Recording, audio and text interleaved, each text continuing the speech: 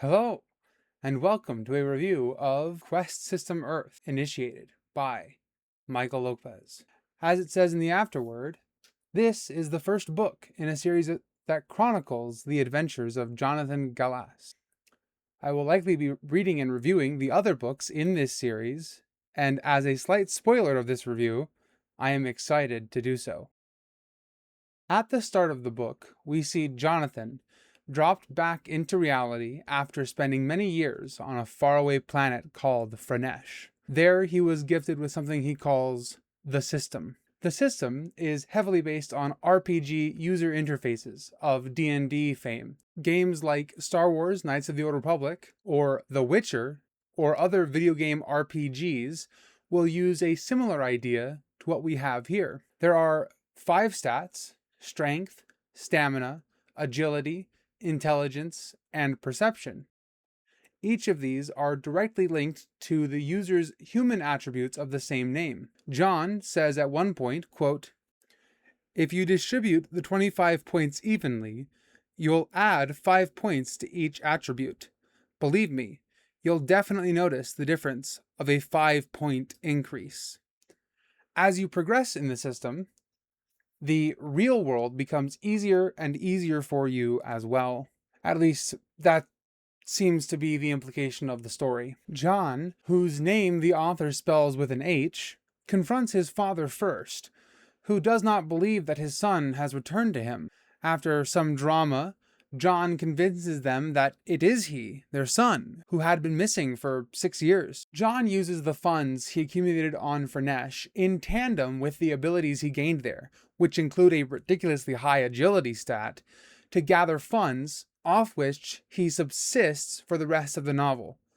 Basically, if you think or ask the question, where did John get that? The answer is likely Franesh. There is a family reunion with his siblings, some of whom believe and accept John back into the family. But one brother, Tim, denies it and uses his resources as a federal agent to begin investigating his brother. While he is doing that, John reunites with his childhood friend, Abigail, otherwise known as Abby. He reveals the truth to her, at least in part. We'll get to that. And with the revelation of the System, John offers her the chance to grow stronger like him, so she can protect herself and her family.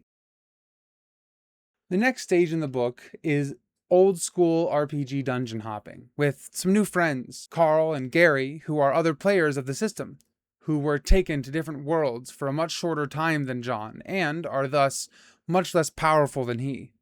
John and Abby enter a few dungeons and clear them with the intent of leveling Abby up so she can defend those she loves and her own life. After a particularly harrowing dungeon where the quest that they all received basically said, "New quest, survive," the team pops out of the dungeon. Gary and Carl go home, and John and Abby have a heart-to-heart. John goes into detail about his time on Franesh, where he spent many years. He leveled up, became part of the community of the world, and even, eventually, married a village girl.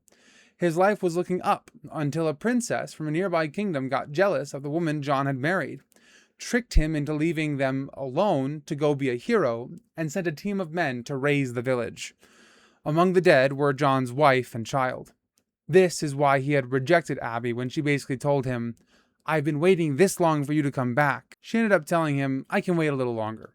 I appreciate the fact that the romance between John and Abby is clearly something that will likely be explored in future installments. But right now, it is enough for them to just be friends, adventuring and taking down dungeons together. During all this time, John's brother, Tim, has been trying to take this thing that calls itself his brother into captivity. Every attempt has failed, hilariously. In the last attempt, perpetrated by the US secret agents, John breaks everyone's arms and hitches a ride with them back to their HQ. There he confronts his brother and tells him in no uncertain terms to back off. John says this in response to Tim asking what would have happened if Abby was hurt. "I would have killed all but one of the agents earlier, then followed the survivor back here and destroyed the building." The brotherly conflict in this book is satisfying and realistic in my interpretation. As someone who grew up with 4 brothers, How the conflict is resolved is amazing. The fact that Tim decides if you can't beat him, join him is his very best bet is very understandable. Hopefully, we will see more of Tim going forward. With his brother dealt with and Abby informed, John can move into the endgame for this book. There is still some black-suited agency coming after him, but it's not American. The endgame here is Abby's little sister, who, up to this point, has been pretty background and not important, but becomes arguably the focus of the last 3 chapters, save chapter 19, the second to last chapter, which focuses on a brand new character whose existence was only hinted at earlier in the book. Milani, Abby's sister, is called, quote, a natural in chapter 20, and we learn that she takes to her new powers very well. Killing slime and horned rabbits comes like second nature to her. By the end of the dungeon, she had leveled up several times and is excited to keep going. I feel like now's a good time to bring up a gripe I have with the book as a whole. The parents of these children are brought up as to inform the reader that they definitely do exist, but they are never consulted for any major decisions. John is basically an adult. His trials on Fernesh forced him to mature much faster than he should have needed to, so I understand his independence. But Abby and Milani are very much children and still dependent on their parents for housing, clothing, food, and the rest of their being. So, when John offered and Abby so quickly accepted the system, I cringed. Shouldn't the parents have a say in whether or not their children accept this deadly responsibility? Then they ask Milani, a 5-year-old, if she wants to be like a video game character. Meanwhile, John knows and understands the concept of player killers very well, putting this 5-year-old on the target list of bloodthirsty villains. I hope this is addressed in the next book. In chapter 19, before Milani gets her chance to shine, a self-proclaimed PKer, or player killer, arrives on the scene. He is a Russian diplomat by the name of Alexei Kozlov. He calls out John without taking a moment to consider there may be someone more powerful than himself. John puts that illusion to bed quickly and tries to end things without bloodshed, but the Russian pushes the point and pays for his arrogance with his life. One of the men in black that was there working security for their diplomat tells John that he has left Russia defenseless against the gates, or the dungeons. John fixes this by granting this patriotic Russian the system and the ability to fight the archways, or dungeons, in defense of his motherland. At the end of the book, we know there is more to come. John's killing of a Russian diplomat is caught on camera, and we are left wondering what will come of this. The feds, the Russians, and the local police all want to bring him in, but none of them have anyone strong enough to make John bend. Final review. Quest System Earth Initiated by Michael Lopez is a fast-paced action story written for a younger audience.